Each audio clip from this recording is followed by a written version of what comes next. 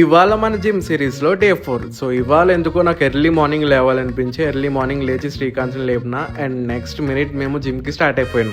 ఇవాళ మా వర్కౌట్స్ ఏంటంటే బ్యాక్ అండ్ బైసెప్. సో నాకు బైసెప్ వర్కౌట్ చేయడం అంటే చాలా ఇష్టం, ఎందుకంటే అది వెంటనే పంపింగ్ అవుతుంది. అండ్ మీ ఫేవరెట్ వర్కౌట్ ఏంటో కింద అయితే కామెంట్ చేసేయండి. ఇంకా జిమ్లో అయితే కంటిన్యూగా 1 hour అయితే స్ట్రెంత్ వర్కౌట్స్ చేసి ఇంకా వెంటనే లేట్ చేయకుండా కార్డియోకి అయితే స్టార్ట్ చేసిన. అసలు నేను ఎంత హార్డ్ వర్క్ చేసినా వెయిట్ అయితే ఇంకా తగ్గలేదు. సో నేను 73.2 నుంచి ఇంకొంచెమైనా 1 kg తగ్గినా మీకైతే చూపిస్తాను. సో కార్డియో కూడా కంప్లీట్ అవగానే మేమైతే రూమ్కి వెళ్ళిపోయినాం.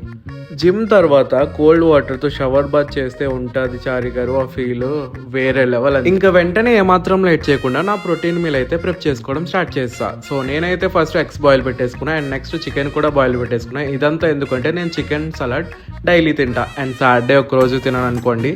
సో నేను నిన్న చెప్పాను కదా డైలీ 4 to 5 liters వాటర్ తాగాలని. మీరు ఎంతమంది తాగారో కింద అయితే కామెంట్ చేసేయండి.